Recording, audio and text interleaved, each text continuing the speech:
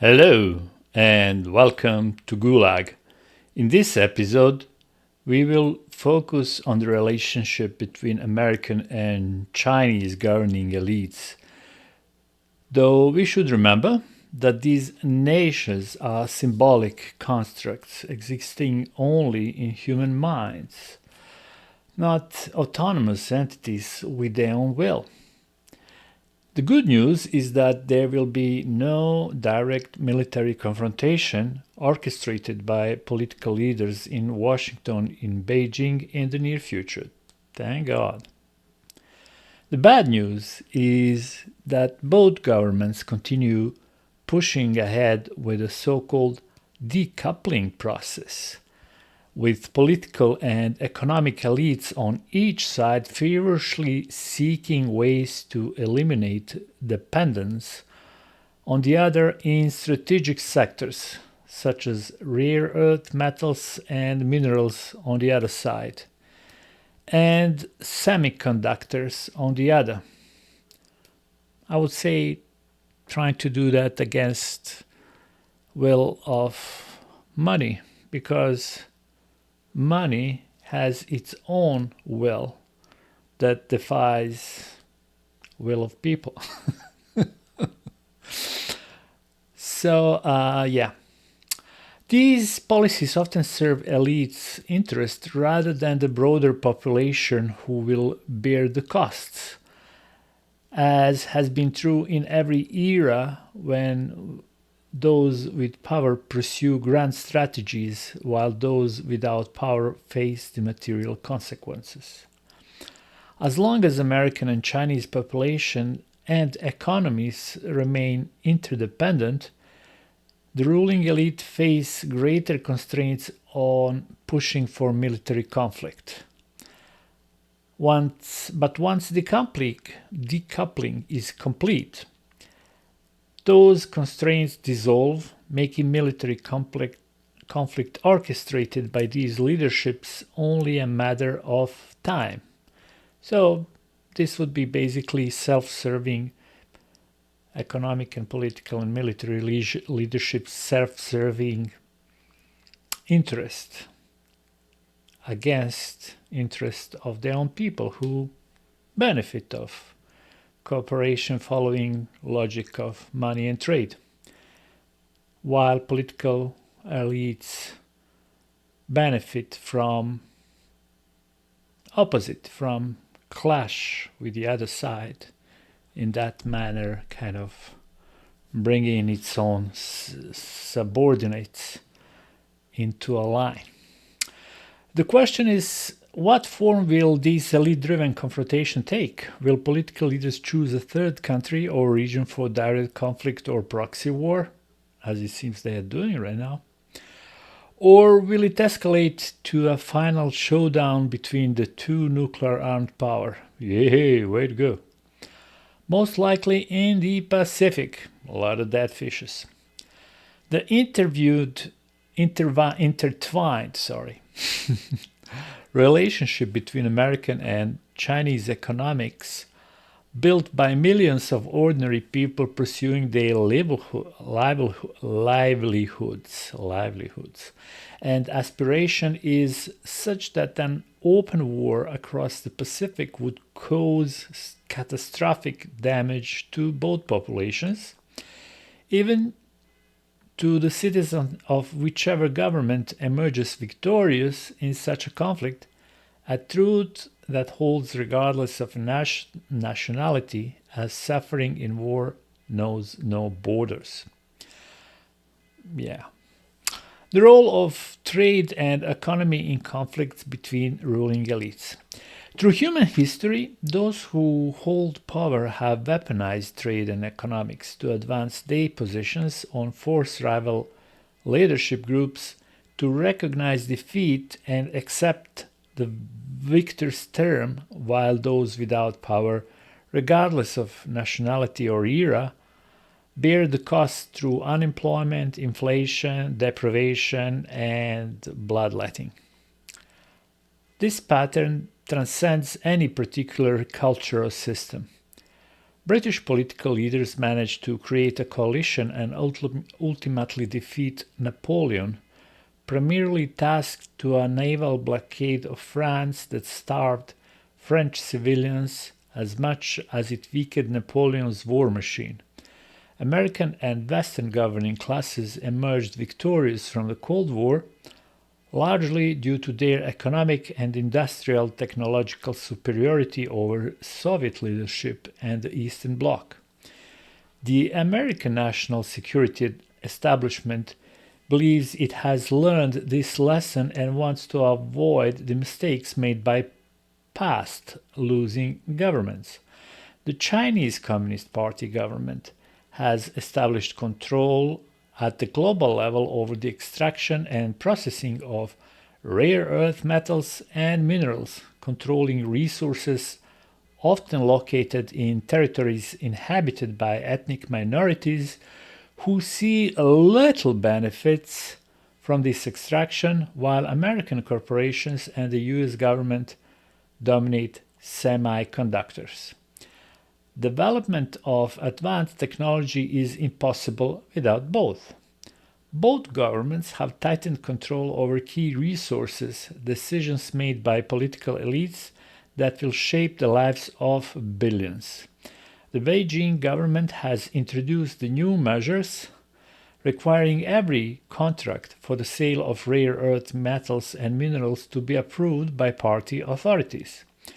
In other words, the Chinese Communist Party has instituted export controls on rare earth metals and minerals worldwide, a policy serving the government's strategic interest, though not necessarily the interest of Chinese workers and citizens who depend on trade for their livelihood. On the other hand, the American government pressured the Netherlands, in this case the Dutch company Nexperia, one of the world's most important semiconductor manufacturers, to demonstrate alliance loyalty by having the Hague government nationalize the strategic enterprise that had fallen under Chinese corporate control. Oh gosh, that was a funny story. They managed to capture the post box of Nexperia in Holland. Well, Chinese kept all of the industry and resources that actually exist on their own soil. So that was really a Muppet show.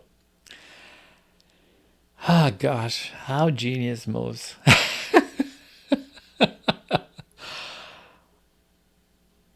Yes, so though truthfully, Dutch political and business elites had already seen through the CCP strategy of using Chinese corporations as instruments of state power to acquire know-how and technology. In Europe, not all political leaders have yet recognized the challenge posed by China's ruling party, but a significant portion of European governing classes is beginning to open their eyes, which is why, despite Trump and his anti-European administration, there has been convergence on these key sectors between political elites on both shores of the Atlantic. The economic interdependence between the two countries cut both ways. The China economy remains export-oriented, meaning the CCP government depends on foreign consumers to maintain employment and social stability, while American consumers and industries depend heavily on Chinese manufacturing and supply chains for everything from electronics to essential goods. At this time, the CCP leadership cannot afford to be cut off from American or European markets without risking unrest among Chinese workers and businesses. Similarly, American corporations and consumers would face serious disruptions if cut off from Chinese production.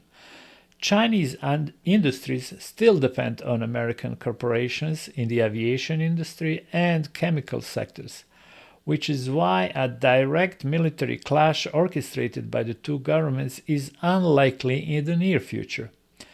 The economic pain to both populations would be immense.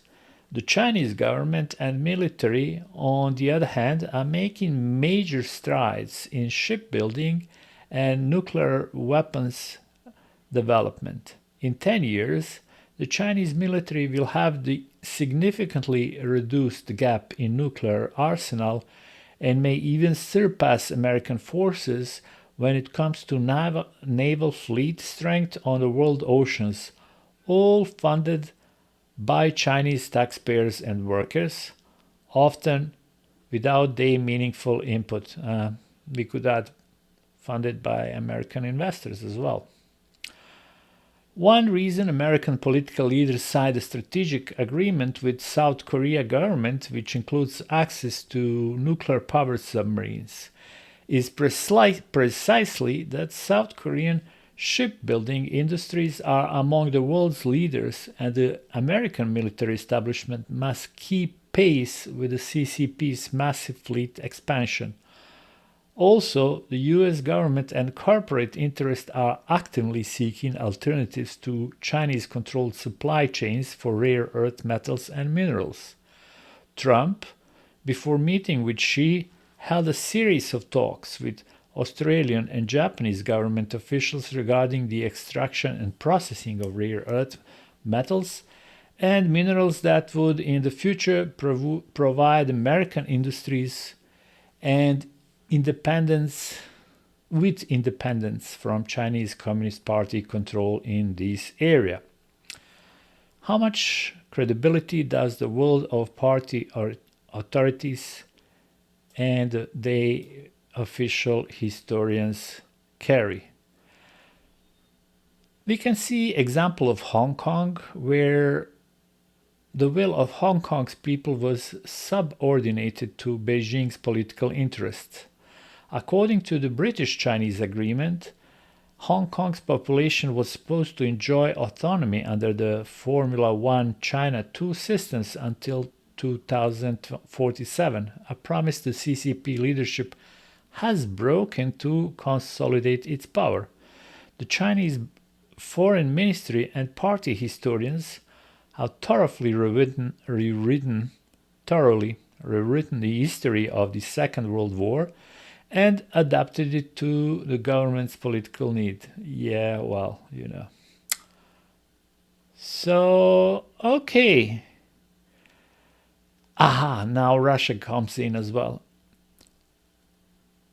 CCP leadership primary goal is to achieve reunification with Taiwan, which Beijing considers an integral part of Chinese territory, stemming from the unresolved civil war.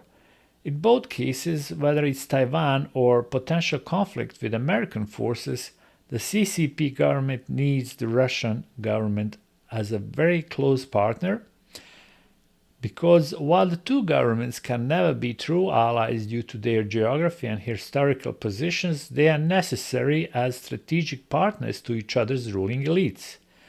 Regarding Outer Manchuria, namely the Primorsky Krai and Vladivostok, the CCP leadership is willing to let these historical grievances to go, at least until they settle account with American power. And if the Chinese military emerges victorious from their conflict with American forces, then party leaders will likely bring it to the negotiating table and revisit these treaties, that is, the relationship between Russian and Chinese governments. That's why the Kremlin doesn't want to burn all the bridges with Washington's political establishment, but rather wants to build new ones. So this match in today's episode of Gulag, and we'll catch you on the next one. Thank you and goodbye.